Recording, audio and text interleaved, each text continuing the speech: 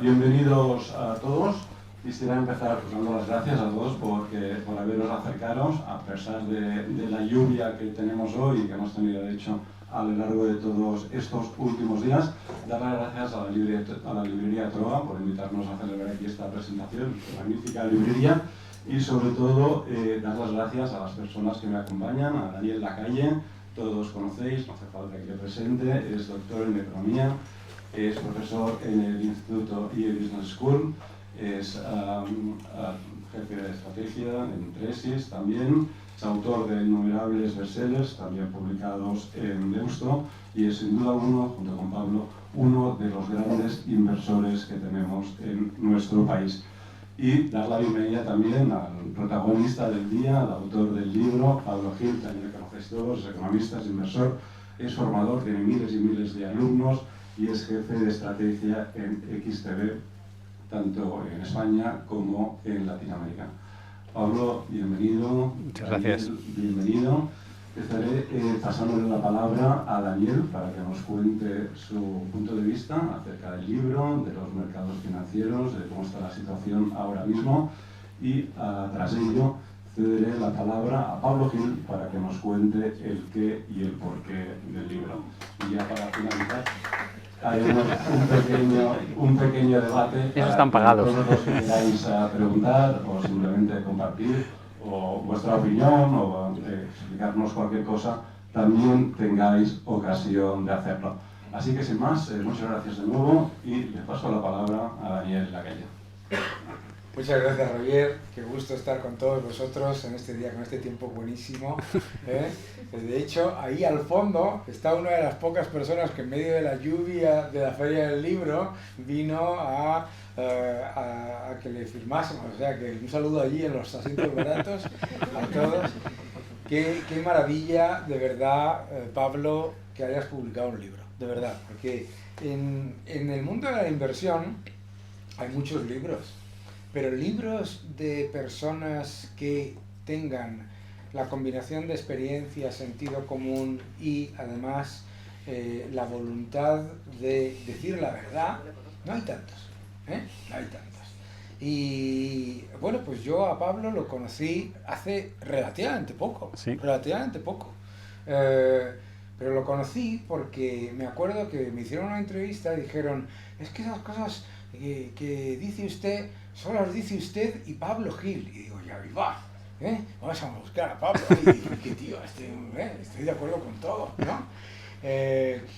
Y combina un conocimiento muy profundo de los mercados, de cuál es la idiosincrasia de los mercados, cuál es el engranaje que hace que se muevan las bolsas, los bonos, la independencia, que es clave, porque además de mojarse, tiene el inmenso valor de esa independencia que le permite decir con toda libertad pues, las cosas cuando considera que no es un buen momento, cuando considera que es un mal momento, y lo bueno de mojarse, que es que unas veces te equivocas, otras veces aciertas. En el caso de Pablo, que me molesta mucho, acierta siempre, pero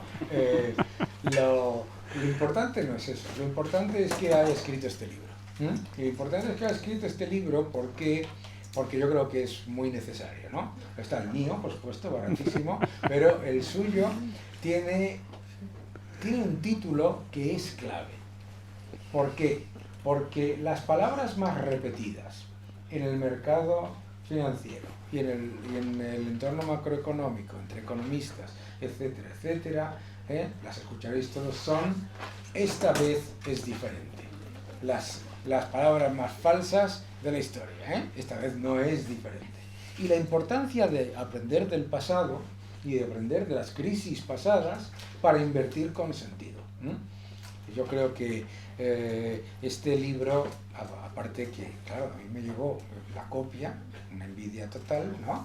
Y me llega la copia, recién publicado, 15 días, ya la tercera edición.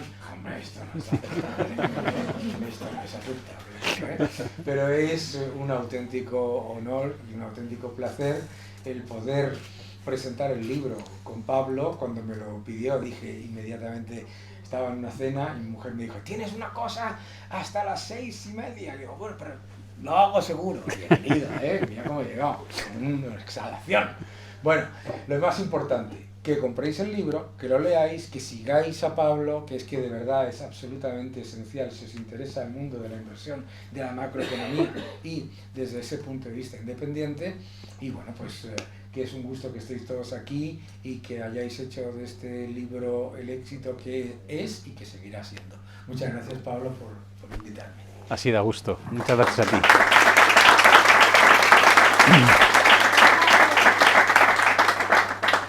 Bueno, con semejantes teloneros antes de empezar a hablar, da gusto. Daniel, muchísimas gracias por haber aceptado venir a hablar del libro. Yo te sigo muchísimo, para mí eras una persona de referencia en el mundo de la economía y de la inversión y siempre te quieres acercar a aquellas personas que crees que han liderado, ¿no?, en un proceso tan bonito como lo que es difundir los conocimientos financieros a la gente que sobre todo no es economista, ¿no? La gente que habla con claridad, que cuenta las cosas para que todo el mundo las entienda, creo que tiene un mérito excepcional, ¿no? Y yo me esfuerzo todos los días por ser uno de esos.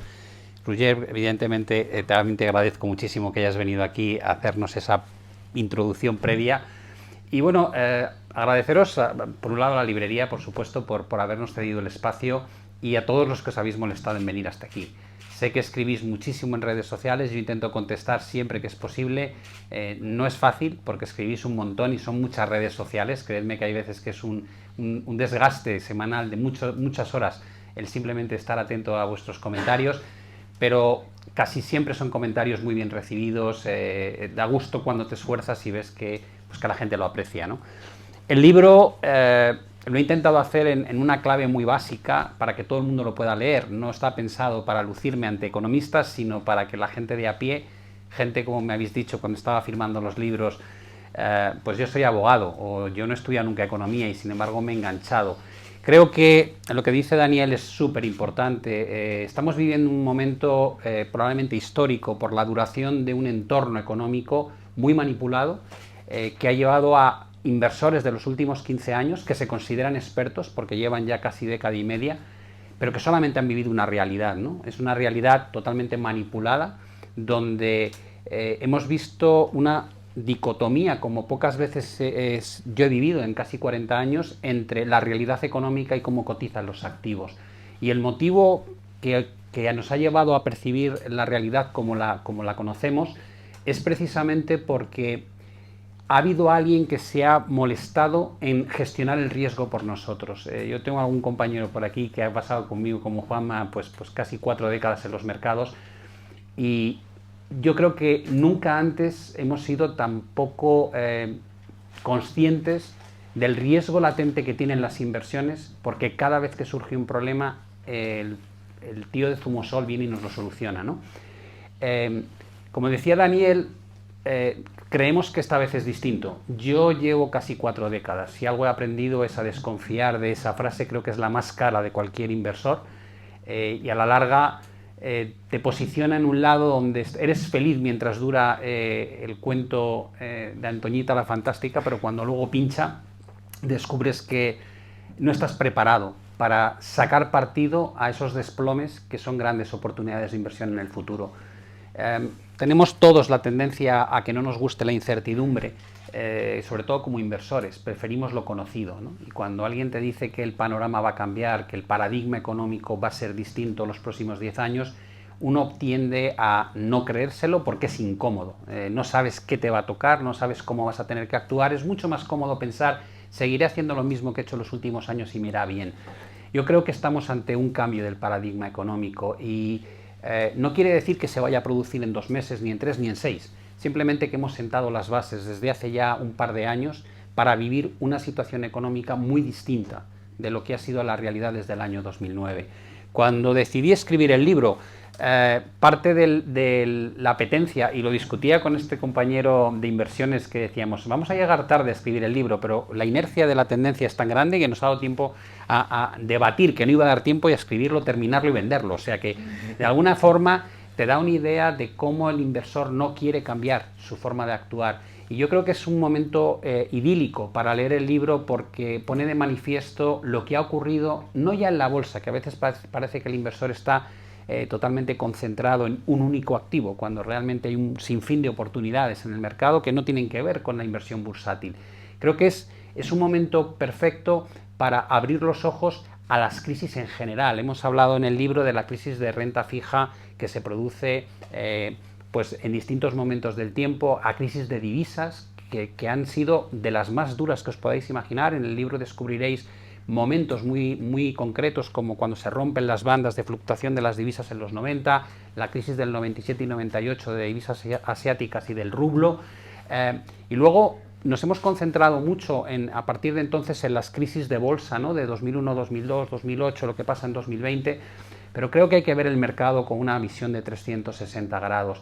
Y otra parte que yo trato en el libro e intento transmitiros a todos los que lo habéis comprado es, más allá del activo, más allá de los fundamentos, más allá del entorno macroeconómico, no podemos olvidar que una de las claves de invertir correctamente es la gestión que hacemos desde el punto de vista psicológico.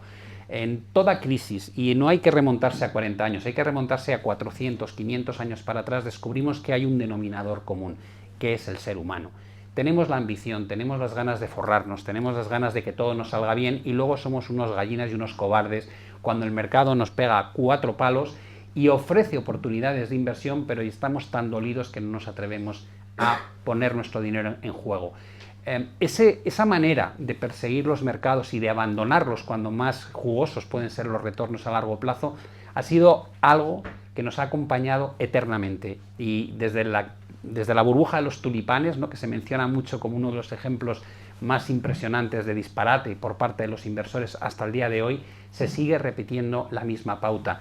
Yo empecé a invertir cuando no existía Internet, ¿no? Cuando estábamos a los inicios, Juanma y Dani, tú lo sabrás, andábamos en un entorno donde las cosas se hacían de forma muy distinta. Pero si miras cómo nos comportábamos a nivel personal, no hay tantas diferencias. Yo he visto las mismas estupideces y yo las cometí en laburbuja.com, y yo era de los que decía, con mucha menos experiencia, esta vez es distinto. Cuando alguien me decía, es que estás pagando unos múltiplos que no tienen sentido, yo le decía, no, es que es la nueva economía. Esto es distinto, no valen los modelos de valoración. Luego el Nasdaq bajó un 83% y la mayoría de las acciones que componían el Nasdaq quebraron. Pero en aquel momento lo cómodo era justificar que estaba haciendo un disparate basándome en que lo que antes utilizábamos como métricas de sentido común ya no eran aplicables al momento que estábamos viviendo. También lo viví en la burbuja inmobiliaria, ¿no? Mucha gente defendía en 2007, en España no hay subprime, ¿no? En España no hay el problema que tienen en Estados Unidos. Digo, bueno, no habrá subprime, pero yo tengo la pareja de la chica que hace asistente en casa, es pintor de brocha gorda y va el tío con un Passat que vale más que mi coche, o sea que algo de subprime sí tendremos, ¿no? Y cuando estalla la burbuja descubrimos los excesos. Siempre lo descubrimos a posteriori, nunca a priori. Yo creo que a día de hoy estamos viviendo un momento muy curioso. Todo el mundo anticipa desastres como la recesión, pero nadie lo quiere poner en precio. Ahí tenéis a Alemania con 2 trimestres consecutivos negativos y el DAX haciendo máximos, ¿no? Es un buen ejemplo. O lo que ocurrió en el año 2020 con la pandemia, una de las peores crisis económicas mundiales que se recuerdan desde la Gran Depresión, y la bolsa americana cerrando 2020 en máximos históricos. Cuando hay tanta diferencia entre lo que debería ocurrir y lo que ocurre, tiene que haber algo debajo que lo justifica. Hasta ahora, ese algo era la política monetaria expansiva, cuando hablamos de los bancos centrales y cómo han regado de liquidez el mercado, ¿no? Pero es que los bancos centrales ya no están en ese lado, están en el contrario, están subiendo tipos de interés, están restringiendo la masa monetaria, y sin embargo el inversor no compra ese argumento, no quiere realmente creerse que eso va a cambiar las cosas. Yo no sé, y nadie lo sabe, qué va a ocurrir en el futuro, pero lo que está claro es que hemos estado jugando un experimento muy peligroso que nos ha llevado a endeudarnos hasta unos niveles a nivel global, a nivel mundial, que jamás habíamos hecho. Y ahora el coste de esa deuda ha dejado de ser el 0% para ser algo mucho mayor. La pregunta que deberíamos estar haciéndonos todos en este momento, en mi opinión, es ¿cómo va a cambiar el hecho de que con tanta deuda el coste que tengamos que sufragar a partir de este momento sea mucho más alto? ¿Qué va a suponer para las inversiones? ¿Qué va a suponer para los beneficios empresariales? ¿Qué va a suponer para los ciudadanos? La otra realidad a la que hago referencia es que hemos vivido un mundo global. la globalización nos ha permitido tener inflaciones muy bajas, porque lo que hacíamos era enviar básicamente la fabricación de cualquier bien o servicio al sitio donde la mano de obra era más barato. Eso se ha acabado. Tenéis la referencia del G7 reciente. Se juntan allí e invitan a Brasil, a la India, y creo que a Indonesia, o no sé si a Indonesia o Tailandia, y se juntan los 7 países, el G7, ¿no? Los 7 viejos países que representan las economías más desarrolladas. Pero es que enfrente tienes a China, tienes a India, tienes a Pakistán, tienes a Brasil, tienes a Sudáfrica, cuyo PIB ya supera el PIB del G7. El mundo está cambiando, lo que antes lideraba la economía ya no la lidera, y no nos llevamos especialmente bien con el otro bando. Y muestra de ello es lo que está pasando en torno a Ucrania. Si crees que la globalización como la conocíamos se ha acabado, no tienes que pensar en términos de inflaciones como las que tuvimos durante los últimos 30 años. Y si haces eso, automáticamente todo el modelo económico se pone en entredicho. Y eso es parte de lo que intento transmitir y rubricar en un libro que lo único que pretende es que no nos olvidemos, como decía Daniel, del pasado, que mantengamos siempre presente que por mucho que cambie, antes no había internet, antes no había democratización de la inversión, ahora cualquiera se descarga en la app una aplicación de un broker y puede estar comprando y vendiendo aquí mismo mientras me escucha. Con independencia de todo lo que ha cambiado la tecnología en torno a los mercados financieros, nosotros seguimos siendo iguales.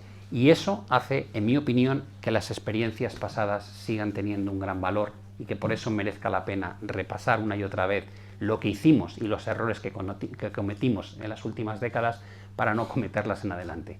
Espero que lo disfrutéis y muchísimas gracias por haber venido.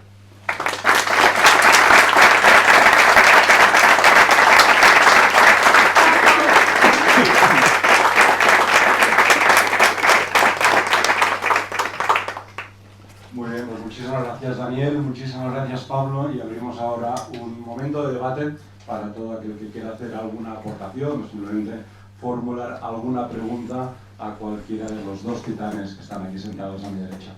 Si no preguntamos nosotros. Yo tengo una pregunta. Bueno, no me quiero enrollar, pero tengo 19 años y voy a empezar la carrera el año que viene. Y yo más o menos descubrí los mercados hace año y medio más o menos, y tengo claro que me quiero dedicar a los mercados, quiero llegar, en un futuro muy lejano, quiero llegar a ser jefe de estrategia como vosotros dos. ¿Cuáles serían, si vosotros estuvierais en mi posición, qué pasos daríais o qué pasos me recomendáis para llegar a vuestro nivel? Muy buena pregunta. Muy buena pregunta. Dale. Para Para eso traje a Dani y yo. Pues ya sabía por qué me venía. Lo primero que te diría es, lo más importante cuando empiezas una carrera en el mercado es no comoditizar tu perfil, ¿vale? Es decir, lo más relativamente cómodo cuando empiezas en el mercado financiero es, bueno, yo me voy a esconder detrás de una gran marca, detrás de un equipo, etcétera, y diluir tu responsabilidad. Lo más importante es que hagas lo contrario, ¿de acuerdo? Claro, es mucho más duro, ¿de acuerdo? Es que hagas lo contrario y que, ¿cómo te llamas? Pablo. Y que el factor Pablo sea lo que quede en tu inversión y no digamos, el perfil, ¿no?, de un equipo, etcétera, etcétera. O sea, tienes que saber trabajar en equipo, pero a la vez tienes que saber que tienes que ser responsable, ¿no? Y lo más importante, te tienes que equivocar. Te tienes que equivocar. Una de las cosas que con las redes sociales te encuentras, ¿verdad?, son los Warren Buffetts de Twitter, ¿no? A Pablo le pasa mucho, ¿no? ¿Verdad? Te escribe la gente, ¿no? No, es porque yo llevo una rentabilidad del 30% en una cartera de papel, ¿no? Y mi ex jefe Ken Griffin decía, paper profits go to the bin, ¿no? ¿Vale? Los beneficios de papel van a la papelera, ¿eh? Hay que jugársela, hay que invertir con tu propio dinero, hay que equivocarse, hay que aprender de las equivocaciones, ¿no? Y nunca utilices las siguientes frases. El mercado se equivoca, tiene buen dividendo, y a largo plazo todo sube. Gracias. Las redes sociales son muy bonitas y también muy duras. poder lanzar una piedra y esconder la mano es muy agradable, ¿no? Tú pones un seudónimo, nadie sabe quién eres y puedes vapulear a alguien o intentar vapulear a alguien en las redes. Yo siempre digo, ojo, cómo me gustaría, yo normalmente no suelo contestar a los comentarios malos, pero cuando me llegan a tocar la fibra pienso, a ese lo querríais sentado delante de la mesa, me iba a durar un telediario. Porque normalmente el que hace esa crítica lo hace no desde el conocimiento, sino desde el desconocimiento. El hecho de que sea así hace que cada vez sea más difícil encontrar gente que se atreva a hablar de los errores que comete y a exponer su opinión públicamente. Para mí, aprendes mucho más de las cosas que haces mal que de las que haces bien.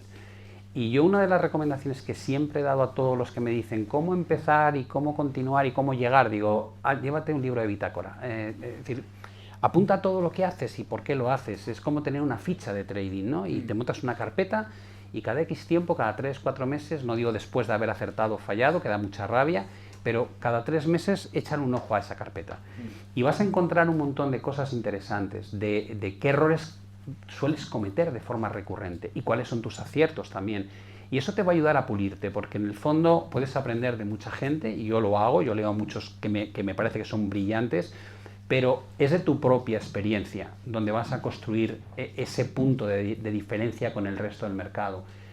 Si no te expones, como decía Daniel, es materialmente imposible que llegues a tener ese punto que te diferencie y que te pueda hacer atractivo a terceros, que al final son los que te van a contratar por tu opinión, por tu manera de analizar o por tu manera de ver los mercados. Gracias. Más preguntas. Yo quisiera darle las gracias a Pablo por compartir su conocimiento en Internet, pero me gustaría una pregunta un poco personal, es decir, si estabas trabajando en un despacho cómodo y entraban por la puerta clientes, compañeros y tal, y de repente dices, voy a abrir una ventana y se lo voy a contar al mundo. Eso me llama mucho la atención. ¿Fue quizás o fue un proceso así un poco...? Bueno, fue un proceso muy curioso porque yo digamos que nos metemos en el campo de mi mujer, ¿no? Que es psicóloga, cuando te pasas la vida queriendo llegar a un sitio y llegas y de repente descubres que llegas y no eres feliz, es muy duro. A veces la lucha por alcanzar el objetivo te llena mucho más que el objetivo en sí mismo, ¿no? Y a mí me ocurrió. Tú quieres ser un gestor de un fondo y que el fondo sea grande y ganar mucho dinero y tener reconocimiento profesional, pero llega un momento en que descubres que llevas mucho peor las fases negativas de retorno, las fases en las que te equivocas, que cuando ganas, cuando aciertas. Cuando aciertas te parece lo normal, es como esto está en el precio del salario, punto. Y cuando lo haces mal, sacas el látigo y te empiezas a fustigar. Cuando llegas a ese punto tienes que parar y pensar qué está ocurriendo, ¿no? Porque no puedes ser un amargado cuando has conseguido lo que pretendías conseguir. Y a mí eso me llevó a cambiar mi trabajo, el que tenía, por otro distinto. Y en un mes de tiempo me ocurrió que, sin saber, yo tenía un año de no competencia en BBVA, es decir, me pagaban el salario por no hacer nada. Está bien. Y dije, bueno, ¿qué hago durante este año? Y me puse a navegar por internet y descubrí vuestro mundo, lo que llamamos los traders minoristas o el retail trader, y dije, anda, ¿cuánta cantidad de gente quiere invertir y ganar dinero por su propia cuenta? Y a la vez que os descubría los que os dan la formación y os venden los cursos y os venden las recomendaciones. Y entonces empecé a indagar y descubrí que 9 de cada 10 de esos no se habían ganado la vida invirtiendo jamás. Y dije, qué raro, ¿no? Es como, te voy a enseñar a conducir, pero nunca he conducido. Más allá de ir a hacer la compra y volver. Y dije, esto no tiene sentido. Y entonces empecé a montar una página web que se llamaba Aprender a Operar, donde contaba mi experiencia después de muchísimos años como inversor profesional. Y yo decía, joder, pues a mí me ha parecido durísimo. Esto es dificilísimo. Mantener el retorno continuo, gestionando el riesgo, es muy difícil. Te equivocas un montón de veces, te entran muchísimas dudas. Digo, y toda esta gente lo hace con la gorra. Esto que veis... Si no ganas 500 euros a la semana es porque no quieres. Digo, joder, tío, ¿cómo no va a ser porque no quiero? ¿No? O cómo me he retirado, cómo me hice millonario.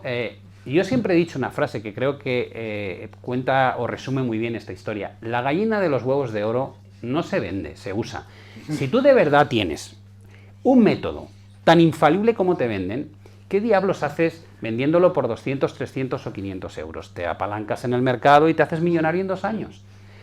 Fue ese encontrarme tanta información falsa y engañosa lo que me llevó a abrir la puerta al mercado del mundo retail y hacer lo que hago ahora mismo.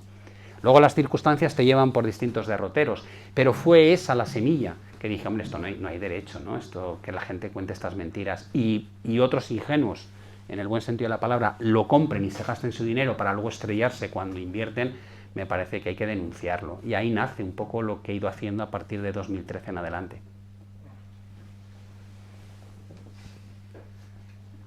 Yo tengo una pregunta.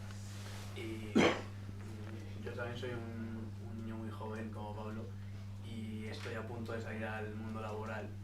Más objetivamente, ¿qué tipos de trabajos te crean la mejor base para ser gestor de patrimonios y todo esto?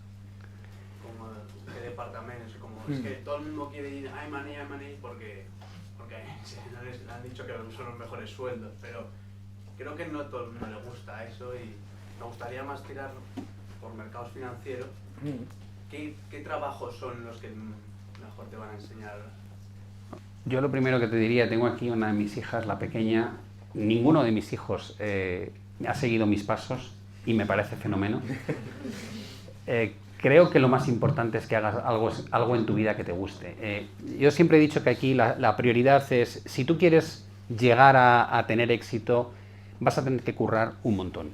Evidentemente hay gente con talento, Mozart en la música o Federer en el tenis, aunque eso no quiere decir que no trabajen un montón, pero lo normal es que si tú triunfas en cualquier campo sea a base de echarle muchas horas. Sí. Si partes de esa premisa, más vale que lo que hagas te guste, porque si tienes que estar currando tantas horas, la única manera de ser feliz es haciendo algo que te apasione. A partir de ahí, los detalles de cómo te enfocas, tú dices, hombre, en finanzas, pues hay de todo, hay gente que se dedica a la rama más matemática y lo hemos visto que se han buscado durante muchos años para los hedge funds que a lo mejor eran cuantitativos, pues auténticos cocos matemáticos. Ahora con el tema de la inteligencia artificial seguramente están enfocándose más por la vía de la programación. Anteriormente probablemente se buscaba gente más ducha en análisis fundamental o análisis macro. Yo creo que son tendencias que van cambiando.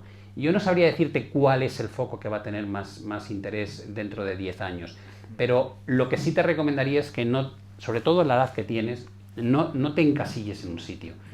Cuando nosotros empezábamos en tesorerías de bancos y tal, creo que una de las grandes ventajas es que nos pasaban por todos sitios.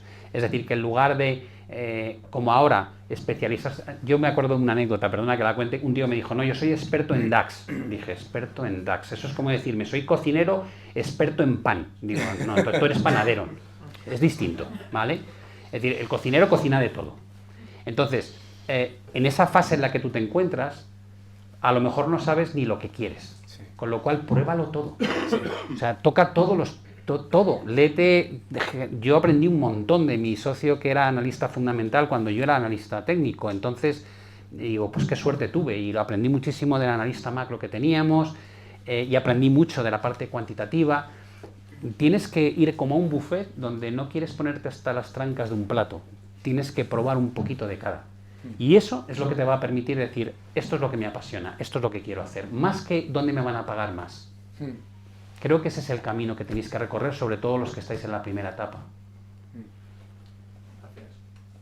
Pregunta, ¿creéis que la inteligencia artificial va a cambiar el mundo? Es decir, ¿es ahora distinto al pasado? ¿Realmente no estamos en una situación totalmente distinta? ¿Quieres contestar, Dani? Se pone nervioso. Estáis sin micro y yo quiero. Como dice mi buen amigo Carlos Rodríguez Brown, a mí no me preocupa la inteligencia artificial, sino la estupidez humana. ¿La inteligencia artificial va a cambiar el mundo? Sí, pero no va a destruir el mundo, ¿no? Mi primer puesto de trabajo, hablabas tú de que cuando empezamos no existía internet, ¿no? Mi primer puesto de trabajo lo hace este teléfono. ¿Sabes? ¿Significa eso que yo no tenga puesto de trabajo? No. Significa la tecnología desplaza competencias, no puestos de trabajo. ¿De acuerdo? Y la inteligencia artificial tiene una gran ventaja, que hay que enseñarla. ¿Sabes? Por ejemplo, si lo intentáis, vais a ChatGPT, pones... ¿Puedes hablar de Daniel Lacalle? pues el 90% de las cosas que dice están mal. Para empezar, mi fecha de nacimiento, ¿no? Y digo, bueno, entonces yo le puse, yo soy Daniel Lacalle y le digo que mi fecha de nacimiento no es esa. Y me decía, gracias por informarme, me puede decir cuándo nació usted, Entonces, no hay ningún problema.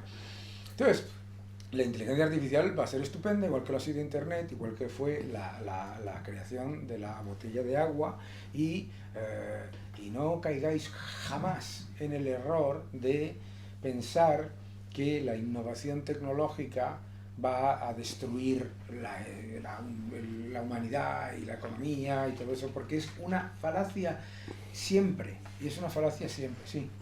¿Qué se puede esperar de la inteligencia artificial aplicada a los mercados? Bueno, pues exactamente lo mismo que usted se acordará probablemente, porque veo que como yo nació cuando la inflación era del 15%, se acordará de los robo-advisors van a acabar con el mercado. Se acordará cuando Bloomberg eran unas pantallas físicas que ponías una encima de otra porque cada una daba un precio. Y pasó a ser lo que es ahora, decían, se van a acabar con centenares de miles de puestos de trabajo. Y no. ¿Y por qué? Por una sencilla razón. Por la misma razón que estáis aquí. Porque al final, una persona como tú, que está dando su opinión de una manera independiente, diferente, etc., la inteligencia artificial, nosotros no tenemos, tú lo has dicho, no tenemos la bola mágica, no sabes qué es lo que va a pasar, pero puedes hacer un análisis. La inteligencia artificial no puede predecir el futuro, no sabe cómo va a cerrar esta tarde Meta, ¿no?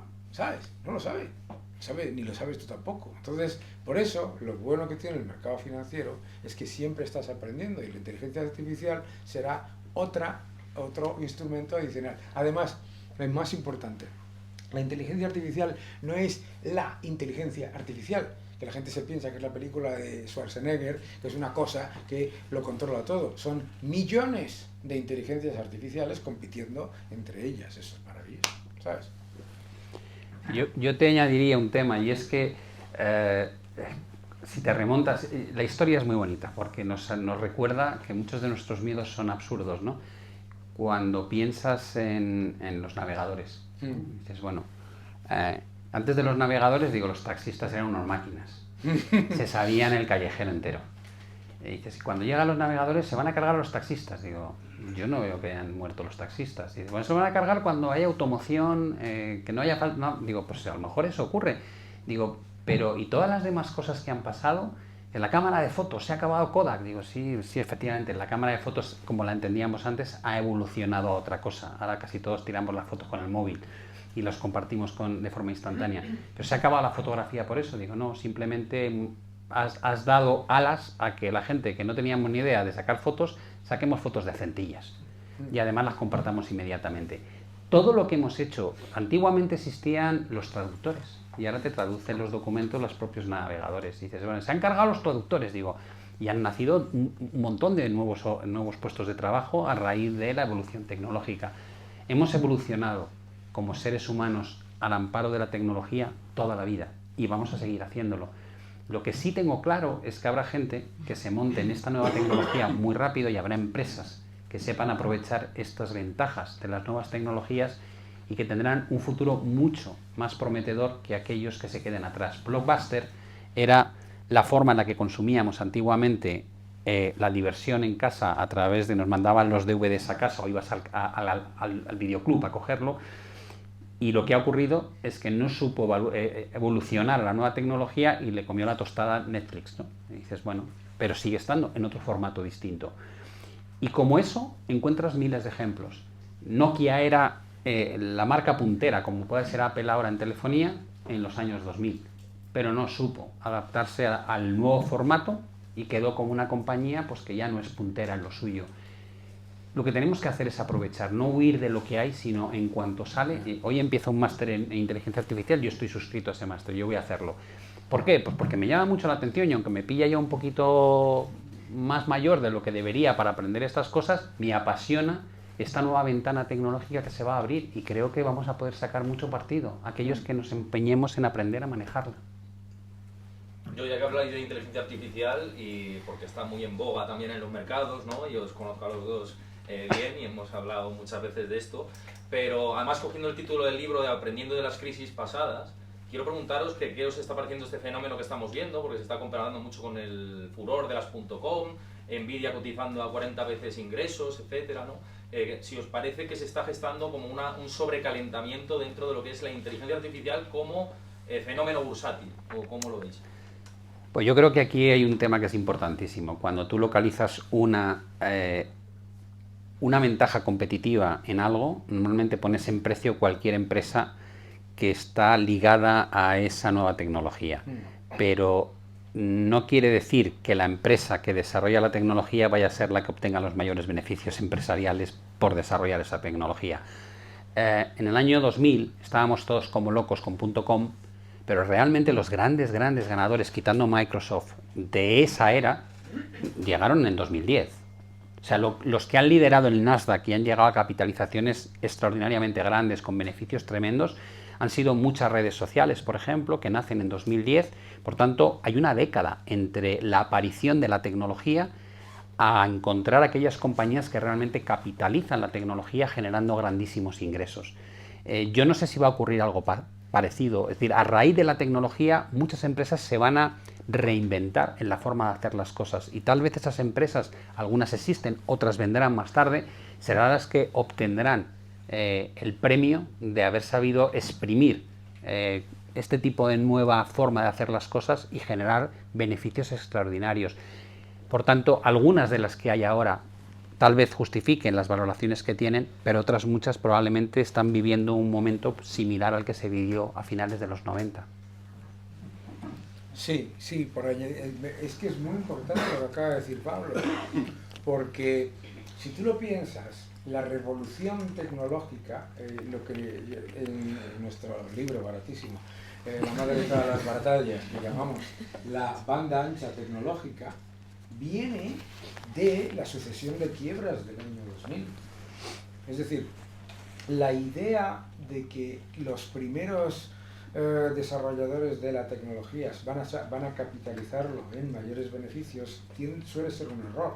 O sea, así fue la segunda ola de empresas tecnológicas la que empezó a generar modelos de negocio rentables, ¿vale? Y la razón por la que hoy tenemos pues para empezar, la razón por la que hoy tenemos de todas las ventajas que ofrece Google es, entre otras cosas, por los velociraptors de Enron que quebró, ¿de acuerdo? Entonces, yo creo que eso es muy importante. Entonces, yo en este tipo de cosas, me dicen, oye, fíjate cómo estás subiendo esto. Digo, ¿esto qué es? Ni idea. Y cotiza no sé cuánto, no tengo ni idea. Es la tranquilidad que me ha dado a mí toda la vida. Yo me he hecho mi carrera en inversión en un sitio en donde veías pasar a la gente con las cajas todos los días, ¿sabes? Entonces, la tranquilidad que me da no invertir en lo que no entiendo, y yo el 90% de lo que le he podido explicar, lo que ha podido conformar la formación de mi patrimonio, es no invertir en lo que no entiendo, o lo que no. Entonces yo no invierto en bancos, no invierto en empresas estatales y no invierto en empresas que son una promesa, el que luego son una realidad, pues oye, fenomenal, pero yo prefiero ser cauteloso con estas cosas, igual que con el Bitcoin y con estas cosas, ¿no? Yo creo que eso, pero es muy importante lo que ha dicho Pablo, que esto de la segunda generación es la que normalmente lo capitaliza. Hoy estás relativamente confortable con la valoración de Alphabet porque, entre otras cosas, en el año 98, ¿te acuerdas cuando se decía? Es que claro, es que en el año 98 yo me acuerdo que decían, hombre, Daniel, WorldCom está baratísima, porque cuando paguemos $1 cada uno por cada email que enviemos, ¿what? Imagínate que te dijesen que pagues $1 por cada email que envíes, ¿sabes? Claro, eso no ha ocurrido nunca, pero esa era la tesis de inversión de WorldCom. Ahora, claro que es carísima, pero cuando todo el mundo use email y cada vez que lo envíes pagues $1, y decías, claro, $1 por un email no suena tan mal. porque yo recibo 10 emails al día. Es que veníamos de mandarlo en carta. Claro, es que yo ahora recibo... SMS. Eso es, Efectivamente. claro. Hay una cosa también que yo creo que la historia te abre mucho los ojos cuando quieres mirar para atrás, ¿no? Y es, yo recuerdo en los años 97, 98, tú te ponías delante del ordenador y escribías yahoo.com. Nadie escribía Google. Y durante mucho tiempo, el buscador que nos parecía tan razonable como ha sido Google durante una década era Yahoo. Y dices, bueno, ¿y qué pasó? Digo, no lo sé. Simplemente se dejó adelantar por la izquierda y bueno, ahí lo ves, se quedó en lo que se quedó. Yo utilizo Yahoo Finance, pero no utilizo Yahoo como buscador. Entonces, hay cosas que en el presente nos parecen inamovibles. Yo tengo, la mitad de mi familia es fan de Apple y la otra mitad lo odiamos, ¿no? Y es muy curioso, ¿no? Porque cuando hablamos de Apple, yo les intento transmitir, digo, Apple un día a lo mejor, pues eso, se queda un recuerdo y me dicen, no tienes ni idea. Digo, bueno, vale, digo, pues que Nokia, uno de mis cuñados que era muy tequi, me acuerdo que venía con un teléfono Nokia apaisado, o sea, en formato horizontal, y le veía jugar y decía, Antonio, ¿esto qué es? Me decía, un juego de coches, año 2000. Y decía, ¿cómo que un juego de coches? En un teléfono, con teclado. Y luego llegó BlackBerry. Hombre, BlackBerry fue para el mundo No, empresarial. Eso, Claro, qué pérdida. para nosotros era el teléfono en las empresas, a los directivos, BlackBerry con su teclado. Y si a mí me hubiesen preguntado, ¿tú crees que BlackBerry va a morir? Te digo, pero tú estás tonto. O sea, ¿cómo va a morir? Es nuestra herramienta de trabajo. Es que me llevo el ordenador aquí. Y muere. Y Palm anteriormente. Y hay un montón de cosas esas que cuando las miras dices, oye, ¿qué pasó aquí? Pues ¿qué pasa? De repente ocurre. Entonces, no os quedéis anclados nunca a la idea de, como esto ha sido lo que ha sido durante los últimos 10 años, voy a proyectarlo otros 30. Digo, a lo mejor pasa, Microsoft ha pasado, pero es la excepción, no es la regla. En el Nasdaq, solo Microsoft estaba en el año 99-2000. Todos los demás eran otros. Era Cisco, era AOL. El mercado evoluciona. Por eso muchas veces también digo que no olvidéis que la famosa inversión pasiva no es pasiva, porque los índices sacan a los malos y meten a los buenos. Y además los reponderan. Con lo cual, los índices en sí mismos están haciendo una gestión enorme que probablemente tú como gestor particular no estarías dispuesto a hacer. Y yo me acuerdo gente que te decía, tengo Popular, Banco Popular, pero ha bajado un 40, ¿cómo lo ves? Digo, pues no sé, está en una tendencia a la baja, no pinta muy bien. Ha bajado un 60. Y digo, hombre, ya te dije cuando bajaba un 40 que no pintaba muy bien. Y entonces me decían, pues ¿sabes lo que te digo? Que le voy a dejar las acciones a mis hijos. Digo, bueno, y bajaba un 80 y te encontrabas con la persona y dices, ¿sigues con las acciones? Dices, sí, ¿a mis hijos o a mis nietos? Pues mira, al final a ninguno, porque se fue a cero. Con lo cual, ese efecto, digamos, de no tomar la decisión de salirte a tiempo de Banco Popular, el índice te la toma por ti, porque saca a Popular fuera. Así que cuando no sepáis qué hacer, la inversión pasiva, que no es tan pasiva como te dicen, al menos sabes que siempre va a estar formada por los ganadores y no te va a dejar anclado en una compañía que cada vez valga menos o que incluso llegue a quebrar, que no han sido una ni dos. Cuando estudias el SP500 a lo largo de los últimos 40 años, descubres que los componentes originales de hace 40 o 50 años quedan un puñadito. Cuando hay un puñadito quedan un par de decenas. Todos los demás son nuevos. Fijaos hasta qué punto el índice ha ido limpiando una y otra vez lo que no funcionaba e incorporando lo que funciona. ¿Vale? Una pregunta un poco más personal que económica y es para ambos. Y es que ya habéis dejado bastante claro el apoyo que habéis recibido por vuestros fans y la gente que os ve en las redes exponiendo vuestros consejos, pero me gustaría saber también cómo os han afectado a lo largo de vuestra trayectoria profesional los comentarios negativos, porque ya sabemos muchos casos de gente que ha sido exitosa y aún así ha caído en decadencia simplemente por el hecho de recibir un comentario que ha arruinado su vida y y la psicología de la persona. Quería saber si alguno de los comentarios negativos que habéis recibido a lo largo de vuestra trayectoria os ha hecho seguir adelante con mucha más fuerza de la que os ha podido hacer uno positivo. Bueno, el piquito de oro es mi hija pequeña, la que acaba de preguntar. En casa me habla de música y de maquillaje y de películas cutres y llega aquí y me hace esta pregunta. O sea, digo, tía, a ver si nos ponemos de acuerdo.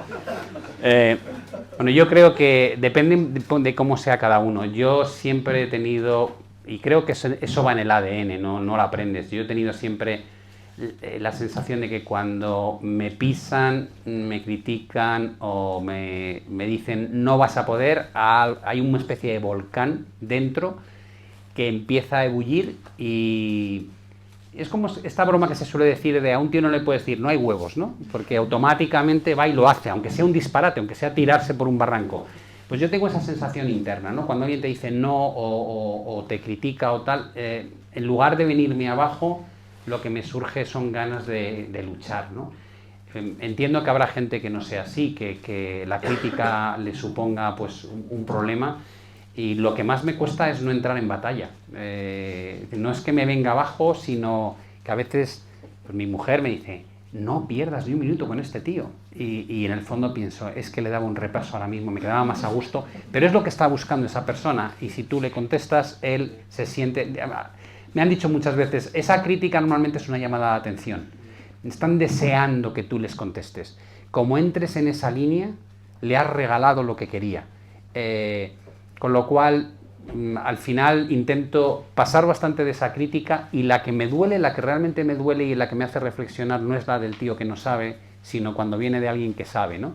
Si alguien que sabe me da un revolcón, sí me voy a casa pensando, jo, qué mal he respondido, qué mal me he preparado o cuánto más me falta por aprender.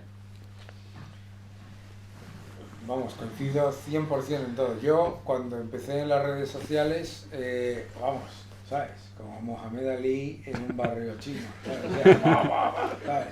Yo iba, no es un buen símil, pero en estas épocas, bueno, ¿qué dices? Hay que decir lo que te dé la gana. Yo me liaba a contestar, a atacar, a tal, cual, no sé qué, no sé cuánto, lo hacía constantemente, claro que sí, y llega un punto en el que, entonces me alegro que tú no lo hagas porque no merece la pena. Me ha costado un montón, ¿eh? Porque no, y me alegro que tú no lo hagas porque no merece la pena, porque me lo dijo un influencer muy grande norteamericano, me dijo, los haters no son sobre ti, son sobre ellos, ¿verdad? Y claro, pues lo que te va a pasar, porque estás en la cresta de la ola, estás para arriba, para arriba, para arriba, vas a vender libros como rosquillas, lo que te va a pasar es lo peor, que es no los haters de nombre, digamos, con seudónimo, etcétera, etcétera, sino cuando haya campañas de destrucción de personalidad contra ti, que las va a haber, Y entonces pues, te voy a dar una recomendación, ¿no? Las 3 palabras más importantes en la historia, me las dijo Ken Griffin. What the fuck?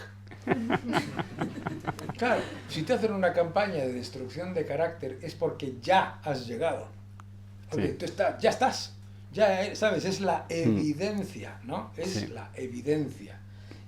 Yo conocí a Gene Simmons, el bajista de Kiss, ¿no? Y a mí todos los días me insultan, todos los días me insultan. ¿Y qué hago yo? I laugh my way to the bank. Voy, me río de camino al banco. Ya está. Mi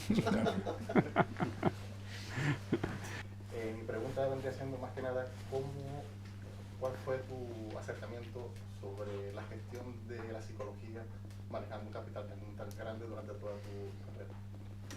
Pues supongo que el acercamiento que tienes cuando aprendes a montar en bici, a base de caerte. Es decir, nadie te enseña estas cosas, ¿no?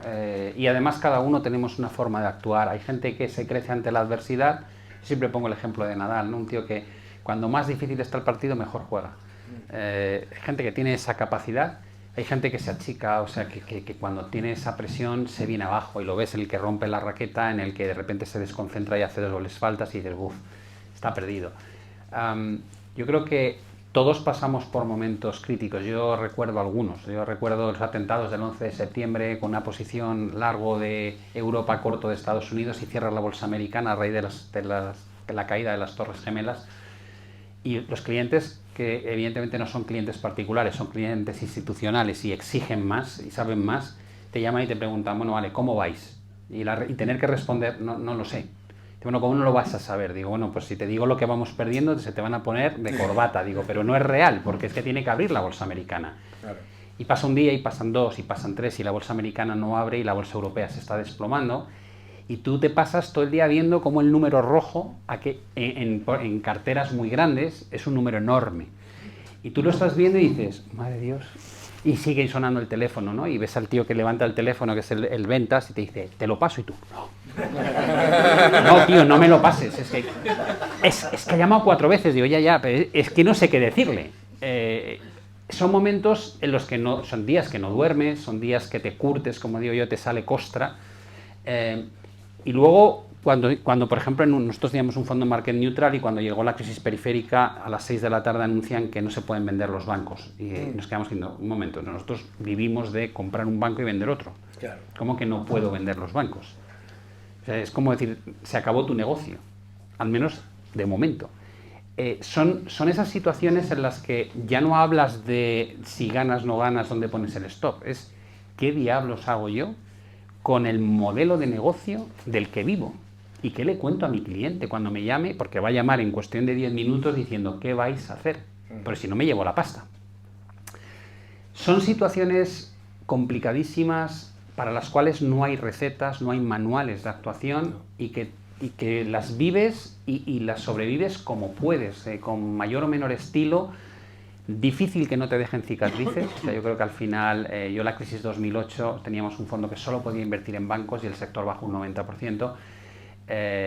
No sé cuántas noches estuve sin dormir. Sí recuerdo que llegó un momento en que en lugar de a las 5 de la mañana, cuando me despertaba y decir, bueno, pues voy a intentar dormirme, que nunca lo conseguía, llegó un momento en que decía, pues me he visto y me voy a la oficina, porque para estar aquí sufriendo, al menos estoy viendo cómo cierra el mercado asiático, etcétera. No hay lecciones para esto, hay que vivirlo, hay que pasarlo, y por mucho que te lo explique alguien que lo haya vivido, hasta que no sea tu momento y lo pases, no sabes cómo vas a reaccionar. No sé si Dani... Sí, no, total, no, es que ya, absolutamente. Yo creo que siempre es bueno estar rodeado y hablar con gente que está en la misma situación que tú, ¿no? Nosotros en el año 2004 creamos un chat de todo un grupo de amigos en distintos fondos, todos market neutral, ¿sabes? ¿Esto soy yo? No me fastidies. Un amigo de esos. Sí, pues, ¿cómo se llama esto? Esto es spam, ¿no? Bueno, iba a decir, hay que ver a la gente con el teléfono encendido. Y eso va con lo que decías tú. Yo creo que ahí es la mejor manera de aprender en un fondo market neutral. Y entonces creamos un chat de amigos que todavía seguimos hablando, en el que nos contábamos nuestras penas, nuestros éxitos y nuestros fracasos, pero sobre todo nuestros fracasos, porque hay uno que solamente habla de sus éxitos, ¿no? Entonces siempre decimos, tal, y eso te ayuda también a poner las cosas un poco en contexto, pero no puedes hacer otra cosa más que vivirlo. O sea, una de las cosas que pensábamos es, bueno, pues si nos ponemos todos aquí a contar nuestras cosas, pues entonces estaremos mejor preparados para la siguiente. Bueno, pues llegó el 2011 y estábamos igual de mal preparados, igual de bien preparados, porque cada crisis, cada momento es diferente, ¿sabes? O sea, que hay que vivirlo, es que tú lo has dicho. Y te toca en una posición distinta también. Hay que vivirlo y hay que sufrirlo en tus carnes. Y el no tener la posición confortable viene bien, porque, claro, no es lo mismo. Es que vivirlo como te pasa a ti, o sea, que son tus clientes, tu fondo, eso es muy importante, muy importante. Tenemos tiempo para una última pregunta.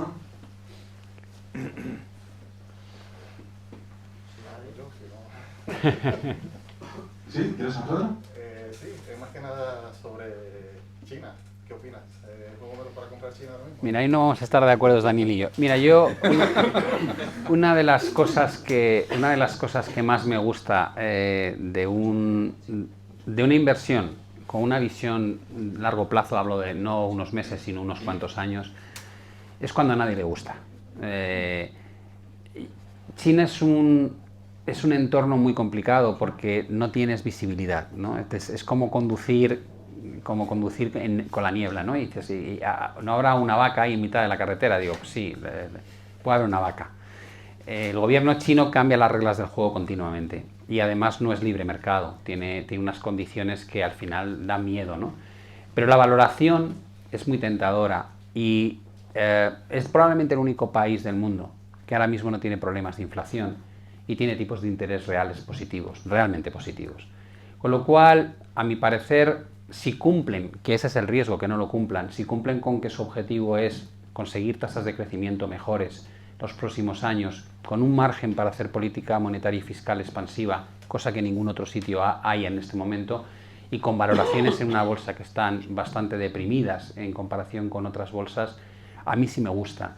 Evidentemente yo meto un componente técnico, ¿no?, a la hora de decidir si quiero entrar o no quiero entrar en este tipo de valores, o sea, de índices, pero uno de los argumentos principales es que desde máximos históricos ha caído un 75%, y cuando miro atrás y veo esos comportamientos y lo que luego han generado a la larga, no me olvido que China no es un país cualquiera, es la segunda economía más importante del mundo, que aspira a ser la primera, tiene muchísimo que hacer para poder competir, de momento quitar toda esa regulación excesiva, absurda y proteccionista que tiene, pero yo no soy de los que digo meto el 100% de mi patrimonio, y aquí llegaríamos evidentemente a la segunda pregunta.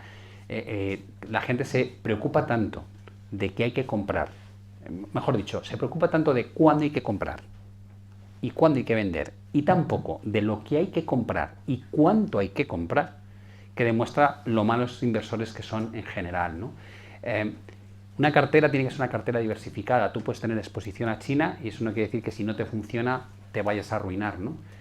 La gente cuando dice he comprado China piensan que ha sido all-in, ¿no? Es como meto todo aquí, digo, no, hombre, no. Vas poniendo piezas en juego en función de la seguridad que te da la idea de inversión, el retorno que esperas obtener y el stop que estás dispuesto a asumir si las cosas no funcionan. Y para mí es una pieza pequeñita dentro de una cartera muy grande, ¿no? Pero es de las que más me apetece jugar en este momento, porque creo que hay una capitulación desde el lado de los inversores de no se puede invertir en China.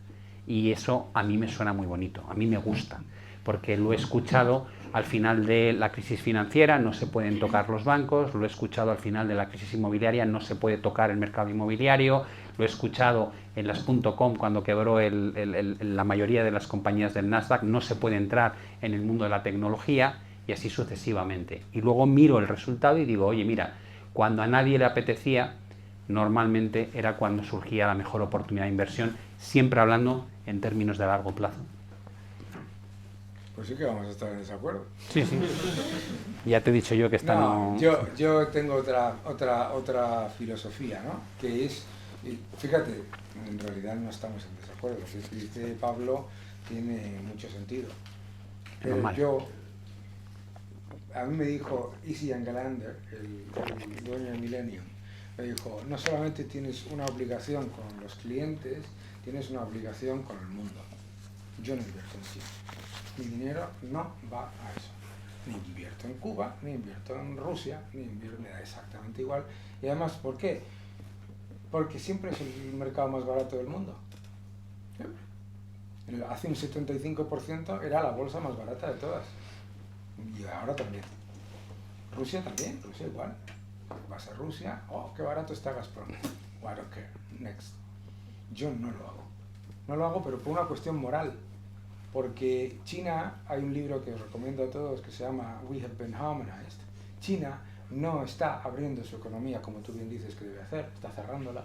China no está tomando una posición de libre mercado, de beneficiar, no, está haciendo exactamente lo contrario, está arruinando a los países emergentes, está arruinando a los rusos para mantenerlos controlados, ¿no? Entonces, yo, pues mira, la tranquilidad que me da, ¿sabes? Porque como está siempre barata, pues prefiero esto. Pero vamos, pero no quito absolutamente ninguno de los argumentos que dice Pablo.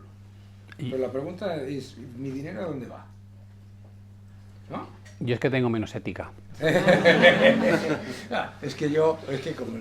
Pero bueno, quiero decirte que la... No, pero mira, lo que sí coincidimos, Daniel, es que yo siempre les digo a la gente que me pregunta, digo, para mí lo que no tiene precio es irte a la cama y dormir tranquilo, Sí. que es un poco lo que está diciendo Daniel.